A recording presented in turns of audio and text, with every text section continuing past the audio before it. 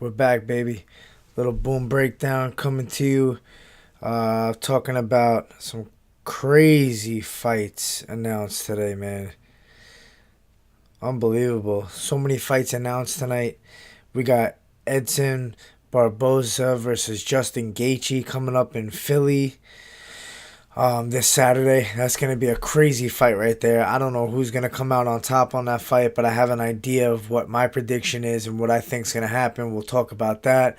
Uh, we'll talk about a lot of the new fights that have been announced today, and then we'll add a couple fan questions in at the end.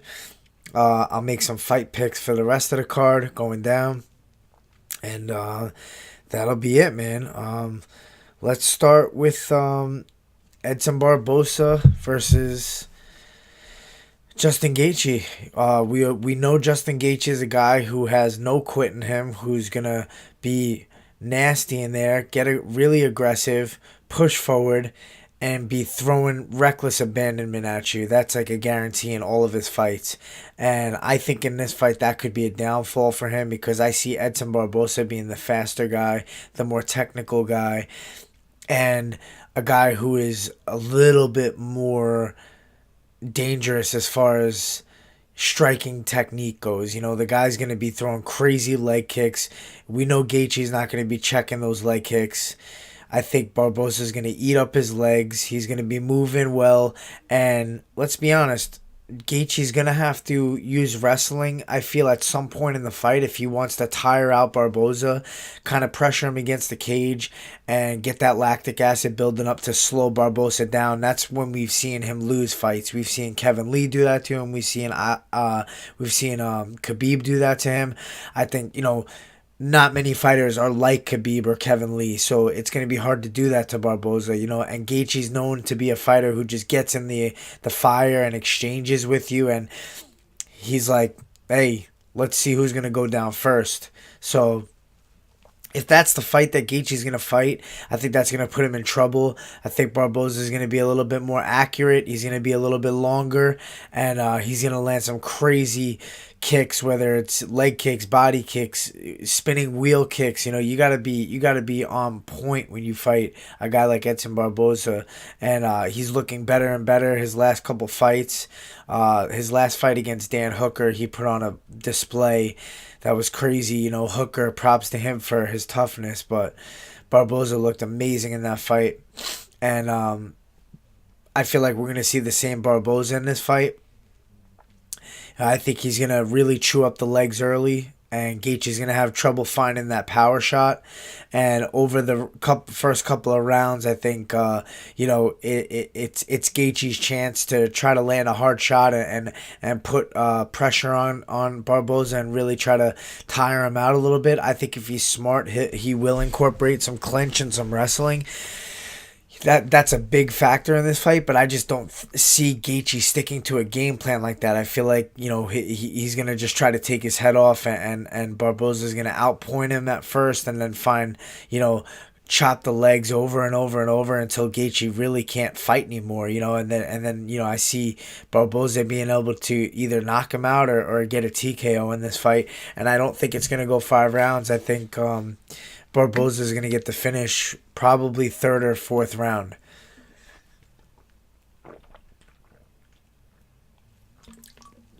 That's how I see that fight ending.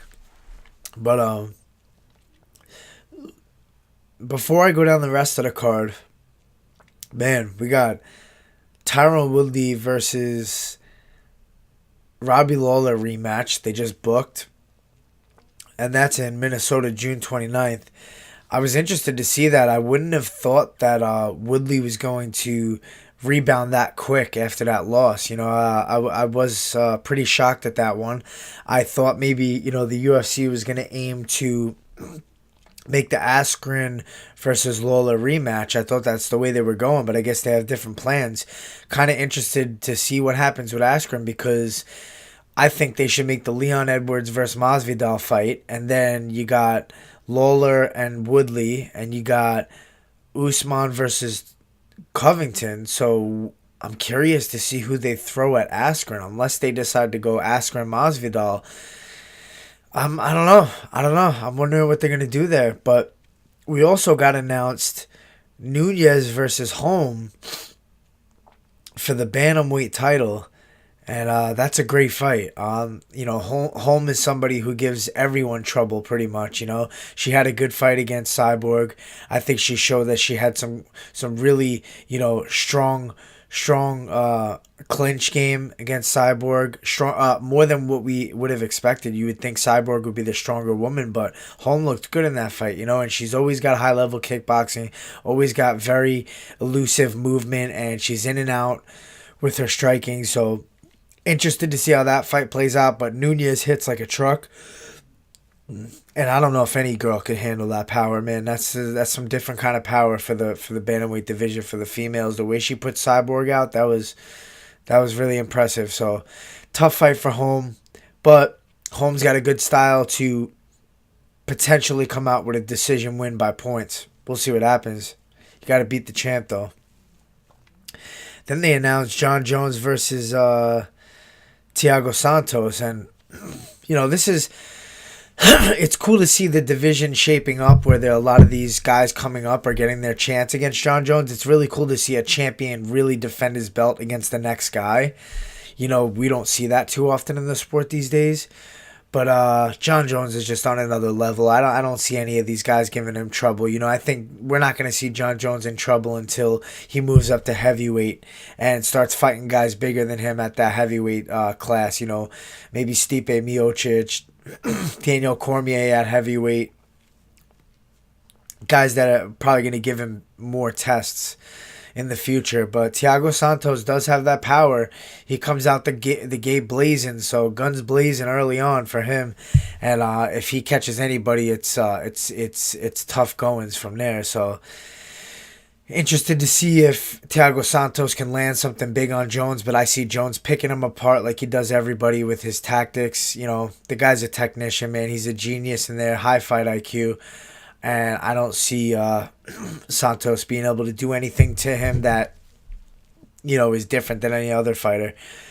And it looks like they went with Cejudo versus Mariah on June 8th for the bantamweight title. Typical UFC fight matchmaking right here. Cejudo was supposed to fight TJ Dillashaw for the bantamweight title because he beat him at flyweight. I understood that a little bit. If you beat the guy and want to give him a rematch in his own weight class, it kind of makes sense. But as far as bantamweights that have earned their shot, have paid their dues in that weight class, and now they got to be put on the back burner because they want to put, Cejudo up there. Unless they're really going to cancel out the 125-pound division, then this makes more sense. And Cejudo is going to be a bantamweight anyways, and he's in the mix, altogether after this. Then okay, we get the bantamweight division moving again, and we'll see what happens from this because the next guys in line are Aljamain and Pedro Munoz. And so we'll see who wins this fight, and then it'll move on from there. And really interested to see what happens with the TJ Dillashaw thing. We haven't found out what he's failed for. Crazy that he just relinquished the title. So I think that says a lot. But and they went ahead and made this fight pretty much directly after that. So something's up. Who knows? I'm sure the UFC knows. They haven't really made an official statement yet, but we'll see what happens with that. Another sick fight. Cub Swanson versus Shane Burgos in the featherweight division on my card on May 4th in Ottawa. That's an awesome fight right there. Good opportunity for Burgos to try to take out a highly skilled veteran like Cub Swanson, who's up there. I think he's up in the top 10 in the rankings. So that's a big opportunity for Shane Burgos, who's a scrapper, man. That guy's got some solid striking. He gets in there in exchanges. I think that's going to be a very interesting striking match right there. Burgos probably packs a little bit harder of a one-punch knockout power, but Cub Swanson's a flashy guy, very unpredictable. He's a veteran, and he knows how to get the job done. He knows how to put his trickery in there and get guys off guard and keeps you guessing. So I'm really interested to see that fight as well. And then we got Mike Perry back against Cowboy Oliveira. That's another good fight. And that's a tough fight for Perry coming off a big loss. I know Cowboy Oliveira's coming off a loss to Gunnar Nelson as well. But Cowboy Oliveira is a tough guy, man, and he's got really good ground game. And Perry's kind of shown to be a little bit gray on the ground. I know he's working on his jiu-jitsu.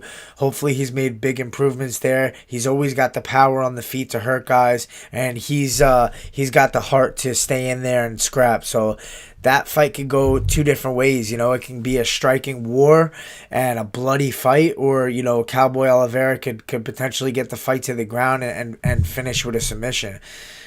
We'll see what happens with that, but that's a good fight for both of those guys. And now we'll talk about a little bit going down the Philly card. We got Alexa Grasso versus Marina Rodriguez. Alexa Grasso, obviously a star in the making in the women's strawweight division, and she's got a really good striking. And I'm gonna have to go with her. I'm just gonna go through some picks on the rest of the card. Yeah, I really just wanted to touch up on Barboza versus Gaetche, but I pick Alexa Grasso by decision. Strawweight, we got Karolina Kowalkiewicz versus Michelle Waterson. Pretty close fight, good matchup. Michelle Waterson showing some good throws in the clinch, good takedowns, good control on the ground. Karolina obviously very fast, very elusive on the feet. She's really tough. She could take a shot to give a shot. And I think Karate Hottie's going to be the stronger female. I think especially in the clinch. I think Karolina's going to have to stay out of the clinch and keep her range and use her striking to, touch up Waterson from the outside and kind of frustrate her and keep her at bay. But I think Karolina is pretty hard to get close to and get a hold of and grab a hold of, so I don't see Waterson being able to really get her down and control her in the fight, which would be her way to win, in my opinion. I think Karolina Kowalkiewicz going to outstrike her and come away with a decision. We got Kennedy versus Paul Craig. I'm going to go with Paul Craig by TKO. We got Mazo versus Miraz, the women's flyweights. I'm going to go with Miraz by decision. Lightweight, we got Ross Pearson versus Dez Green. Dez Green, seasoned wrestler, knows how to use his strikes really well to keep you outside, to disrupt the timing. He does a really good job with that, has a stiff jab. He's got fast hands. His striking's always improving, but his wrestling is where his comfort is. And I think if he wants to, he could take this fight down and try to control Pearson on the ground. Pearson's not an easy guy to take down, though, and he's got some really, really high-level Muay Thai striking. So I think if Dez wants to play it smart, he'll use his wrestling in this fight. He'll grab a hold of Pearson and try to kind of wear him out with the wrestling and keep taking him down over and over. I think Pearson has a little bit high level of a striking game in comparison. But Dez Green can hold his own on the feet as well, and I think he'll be able to score some points on the feet with his range and his distance. And I think he'll ultimately get some takedowns in this fight and wear Ross Pearson out and get the decision victory. We got Sadiq Youssef versus Shaman Mariah. Both fighters, really good fighters, really scrappy fighters. I think Youssef is a little bit more of a technician, stays cool, calm, composed in there. Shaman Mariah coming off that war against Julio Arce. He looked really good in that fight. He bloodied him up, landed the more power strikes. He's a pretty big 145er as well. Sadiq Youssef, really impressed with this guy. He's just showing some really good composure in there. His striking is really crisp, and he seems very dangerous too, packs power in his strikes, and I think he's on that up climb, man. I think Youssef's going to get the job done, probably by decision. Mariah is a really hard guy to put away, so I'll go with Youssef by decision. Alright, so let's check on some fan questions, see what we got here. The Executioner on Twitter. The Executioner 91. How much does Conor's stock drop if he stops fighting in terms of his celebrity status and ability to make money outside the octagon? Well, listen, Conor doesn't have any issue making money. His whiskey business is taking off. He's obviously doing well. I'm sure he's made some investments. I really don't think his stock drops much. He's coming off of, he's coming off a big loss to Khabib. his legal problems are the real problem. That's not a good look for him. Outside the cage has been an issue. I think he's been arrested like 3 times in the last year. I think that hurts him more than anything. Fighters lose in the sport. He's done as much as he could in the sport. Became double champ in a short period of time. He's made a shit ton of money. Pay-per-view superstar. I think he's just butting heads with the UFC right now. I think what happened is, he came into the UFC with such a big splash. He got so much negotiation power because of how much money he was bringing in. Before the ESPN deal, things were a little bit different. And I think that he just got so much power that now he wants to get what he wants, And if he doesn't, I think he gets stubborn and kind of wants to rub it in the UFC's face. All right, I'll retire. If you don't want to give me a share in the company, see ya.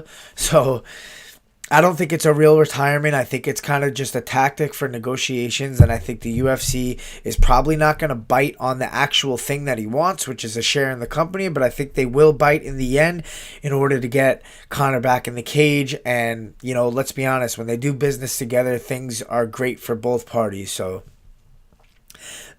I don't think his stock really drops even if he does stop fighting. If he stops fighting, look at the career he's had. He's became a champion in multiple weight classes. Not many people could say that for themselves. He's made more money than anybody in the sport pretty much, maybe except for GSP. Who knows? But, man, what else is there to say? If he wants to retire and go off into the sunset now, he's good. Stipe versus Jones. If that fight happens, who do you got? Honestly, man, light heavyweight or heavyweight, I got John Jones against anybody. I just don't see the guy losing. It's right now. I just don't see it.